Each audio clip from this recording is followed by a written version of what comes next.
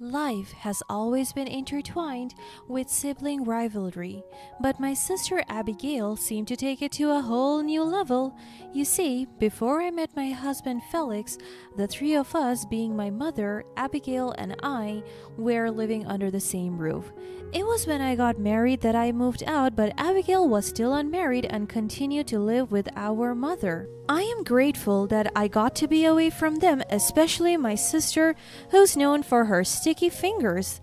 Living with her was hell because things will suddenly go missing because of her knack for stealing.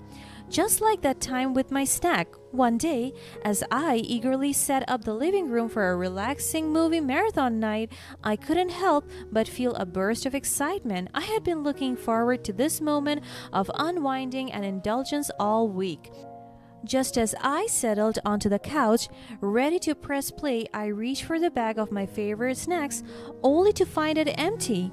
My heart sank as I realized that Abigail had struck again. Oh, seriously? I grumbled. My excitement is deflating like a balloon. I had picked and saved those snacks for my movie night, but because of Abigail's habit of rummaging through the pantry and snatching whatever caught her eye, I am left with nothing to munch on. Feeling annoyed, I decided to confront her about it. I found her in the kitchen, casually sipping on her favorite drink. "Abby, did you take my snacks?" "Oh, were those yours? I didn't know. I thought they were for everyone." I resisted the urge to roll my eyes. Well, they were mine, and I was saving those for this exact moment. It's not cool to take things without asking. She shrugged nonchalantly, clearly not bothered by my frustration. "Chill out, Amelia. It's just snacks. I'll get you some more next time." I sighed, knowing that she will never do that and that arguing with her about it wouldn't lead anywhere. I decided to let it go, hoping that maybe this time she would learn to respect my belongings. But just when I thought things couldn't get worse, it did. I found my favorite dress missing from my closet a few days earlier. It was the one with a beautiful floral print that I had been saving for a special occasion. My heart sank as I searched high and low for it, but it was nowhere to be found. I had a sinking feeling that Abigail was at it again, stealing things that does not belong to her. I knew the snacks incident wasn't the last time she would ever do it. I sighed, realizing that my closet became a target for her clandestine raids. I walked out of my room and into the living room, clearly disappointed. "Hi, sis. You look stressed. Looking for something?" "Yeah, my black dress with the floral print. Have you seen it? I was going to use it tonight. I have an important event." "Oh, yeah, that one. I borrowed it for a party. It's in the wash." I looked for my dress in the wash and I saw it wrinkled beyond recognition, with a big tear at the hem. I felt my blood boil as I confronted Abigail again, hoping for an explanation. "Abby, what have you done? What happened to my dress? You've ruined it." "Oops, I forgot to tell you about that. The party was so wild and things got a little messy. Just sew that and it will be good to go. No need to panic." I couldn't believe the lack of remorse in her voice. It was clear that she didn't see the problem with taking my things without permission and returning them damaged. It was time to have a serious conversation with her about boundaries and respect. "Abby, this has to stop. What you're doing isn't funny. It's not cool to take things without asking. Besides, you have your own wardrobe, you know." "Why are you attacking me on this? What's the big deal?" "The big deal is that it's super disrespectful, it's not fair to me, and it's not fair to our relationship as sisters." "Oh, please. You're always such a drama queen." As frustrated as I was, I decided to take the high road and not let her bait me into an argument. As I returned to my room, I couldn't help but feel a mix of frustration and sadness. I loved my sister, but her constant disregard for my boundaries was taking a toll on our relationship. Now that I have my own house separate from them, I thought I'd be safe from my sister's sticky fingers, but it turns out I was terribly wrong. One evening, as Felix and I were ready for bed, he brought up a topic that had been on his mind for a while. "Hey, miss, can I ask you something?" "Sure. What's on your mind, babe?" How come you never invite me to have dinner with your family? Is there a reason for that, or are you just embarrassed of me? I felt a knot tighten in my stomach as I tried to find the right words to explain my hesitation. The truth was, I had been avoiding having Felix around when Abigail was present, but even I knew it was a silly reason. Alright, don't laugh at me, okay? It's just that Abigail has a habit of taking things that don't belong to her. I have caught her borrowing my stuff without asking a million times, and it has caused tension between us. I guess I'm just worried that if you two met, she might threaten our relationship and try to create more problems. A mess, I understand your worries, but you know I can handle myself. I'm a grown and happily married man. Besides, I want to be part of our life. And that includes being around your family. I appreciated his reassurance, but the fear of Abigail causing trouble lingered in the back of my mind. I didn't want Abigail to steal something from me again, not this time, but I didn't want to let my husband feel left out. You're right, I'm being silly. Of course, I want them to meet you. Let's plan a dinner with them soon. As long as we are at our house, I would feel safe enough. Sounds like a plan. I promise I'll handle it with respect, and I'm sure everything will be fine. As we went to sleep, I felt a sense of relief and comfort in knowing that I had Felix by my side. With his support, I knew I could face any situation, even if it involved my troublesome sister. Finally, the night of the dinner with my family arrived. As I nervously set the table, I still couldn't shake the unease I felt about having Abigail around. As the doorbell rang, I took a deep breath and greeted my family with a warm smile. Felix and I stood side by side, ready to welcome everyone into our home. I looked at my sister Abigail and my heart sank again. She was dressed in a way that seemed deliberate, showing off a lot of skin and cleavage, seemingly trying to attract attention. I glanced at Felix, and to my dismay, I noticed a change in his demeanor.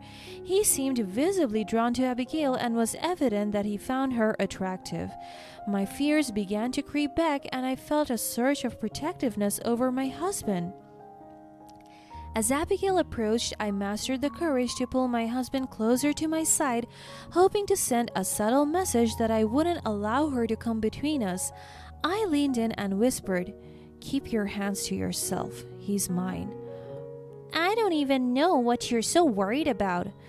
I forced a smile, trying not to let her get under my skin.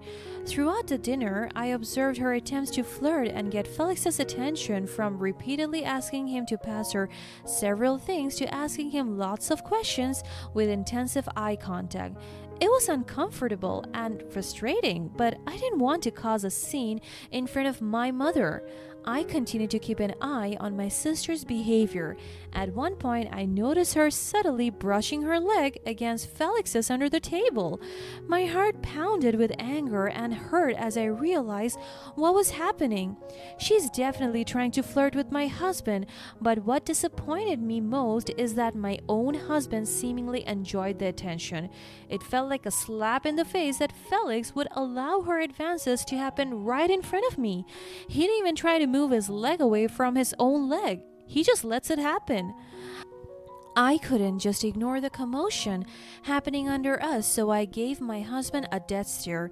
He finally understood the gravity of the situation.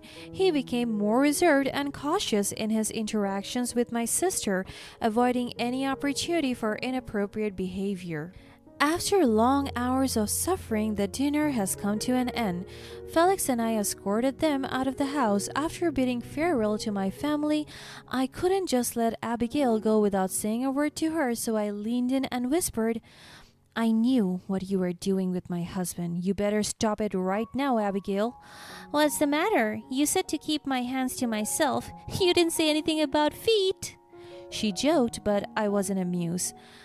I just gave her a deadly glare for her insensitive remark. Before leaving, Abigail claimed that she had forgotten her scarf inside our house.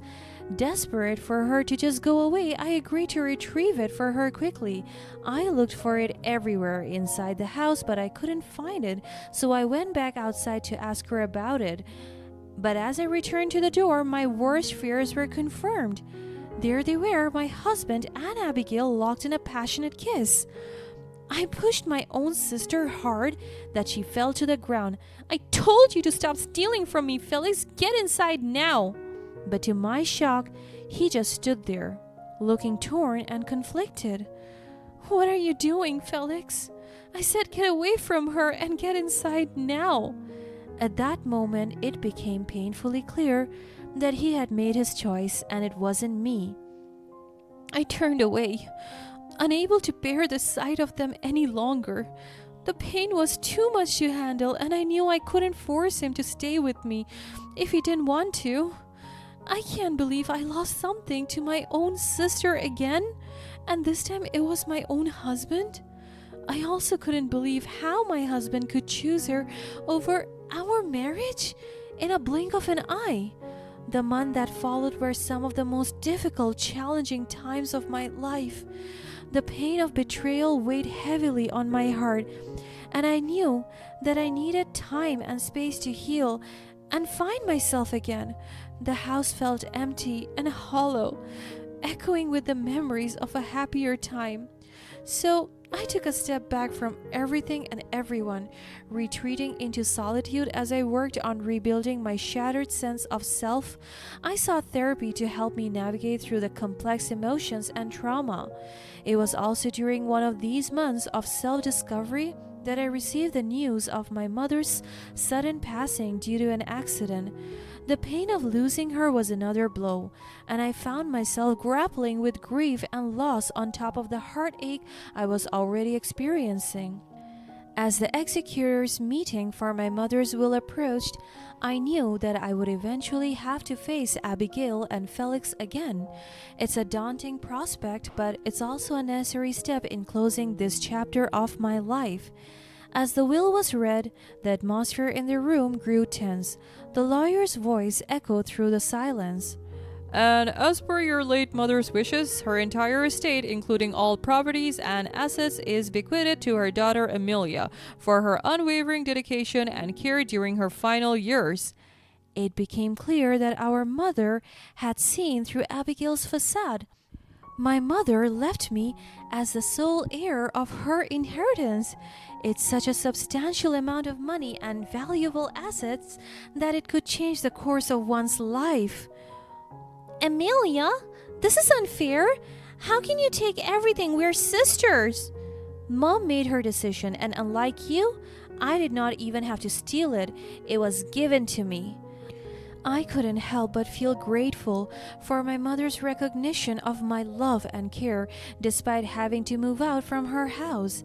Abigail was clearly not prepared for this outcome. "Seriously? Aren't the punches I landed on her face enough to get her to think clearly?" Her words hung heavily in the air, unintentionally revealing a disturbing truth. "What punches? What are you talking about?" "Oh, nothing. I just can't believe she would give you everything. It doesn't make sense. You left us alone in her house and I accompanied her." "Wait, hold on. Is that why whenever I come home my mother has mysterious bruises on her face too? Abigail, how could you? You said those were simply signs of aging." "You guys always leave me with the elderly. You don't know how annoying they can get. It's not my fault. It's hard to take care of them." That's not an excuse. As the truth of my sister's abusive behavior towards the two mothers and her attempts to manipulate the situation became apparent, Flex's regret grew heavier with each passing moment. He couldn't believe he had been blind by Abigail's true nature and had chosen her over me. When the executors' meeting was over, he rushed towards me desperately, tears streaming down his face, and fell to his knees before me. "Amelia, I'm so sorry. I made a terrible mistake. I chose the wrong sister. I should have seen through her lies and manipulations. I regret what I did. Please, please, forgive me. Please, please take me back. I miss you so much, and I can't bear to be without you." "You had your chance, Felix. You chose her over me. And I won't let myself be hurt like that again. I deserve better." "I know, and I regret it every single day. I can't believe I let someone like her come between us." You can't just crawl back into my life like nothing happened. Felix, what you did was unforgivable. I need to move on and you should too. Stand up and let's go, Felix. Don't be so pathetic. You're just boosting her ego. Let's go home. With that, Felix stood up. But surprisingly, he turned away from Abigail's voice that was calling him from a distance. Instead, he walked away from her towards his own path, leaving her behind. I watched him disappear from view. In the end, I didn't have to resort to stealing or deception because what was rightfully hers came to me graciously, while my sister Abigail was left with nothing. The money, material possessions, and even her own husband slipped through her fingers like sand. Poor thing's sticky fingers got her ending up in a sticky situation.